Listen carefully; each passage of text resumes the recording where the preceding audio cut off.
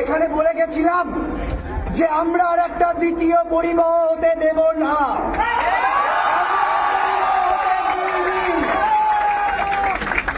আমরা ওখানে গিয়েছিলাম বৃষ্টির মধ্যে 3 থেকে 3.5 ঘন্টা ওয়েট করেছি।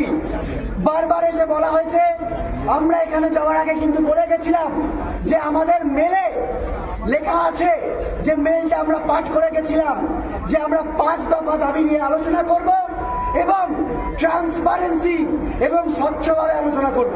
আমরা যাওয়ার আগে বলে গেছিলাম ওখানে গিয়ে আমরা আলোচনা করব যে স্বচ্ছতার মানে ওনাদের কাছে কি। আমরা গেছিলাম, আমরা প্রথমে গিয়ে লাইভ স্ট্রিমিং এর দাবি করেছিলাম। তারপর ওনারা বলেন যে এটা তো রেসিডেন্সিয়াল এলাকা, এখানে আমরা লাইভ স্ট্রিমিং করতে পারবো না। তারপর আমরা আলোচনা করে বলি ঠিক আছে লাইভ স্ট্রিমিং না করতে পারুন। আমরা ভিডিওগ্রাফার নিয়ে গেছিলাম, আমরা আমাদের সাথে ভিডিওগ্রাফার বন্ধুকে নিয়ে গেছিলাম, দুপক্ষ ভিডিওগ্রাফ করুক। কি বললেন যে না, ভিডিওগ্রাফি করতে দেব না।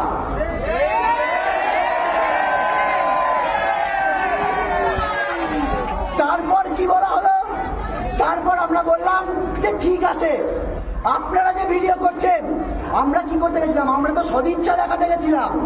ওনারা তো এটাই বলতে চাইছেন যে আমাদের নাকি সদিচ্ছা নেই, আমরা সদিচ্ছা দেখাতে গেছিলাম। তারপর আমরা বললাম ঠিক আছে আমাদের ভিডিওগ্রাফারও দরকার নেই, আপনাদের যে ভিডিওগ্রাফার সেই ভিডিও করবে, আমাদের ভিডিওগ্রাফার বন্ধু সেটা পুরোটা দেখবে এবং সঙ্গে সঙ্গে ট্রান্সফার করবে। কি বললো,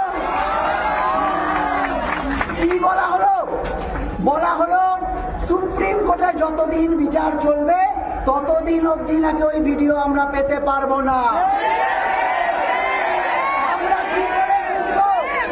আমরা কি করে বুঝবো যে ভিডিও দেওয়া হবে সেটা এডিটেড নয়, টেম্পার্ড নয়। এরপর মাননীয় মুখ্যমন্ত্রী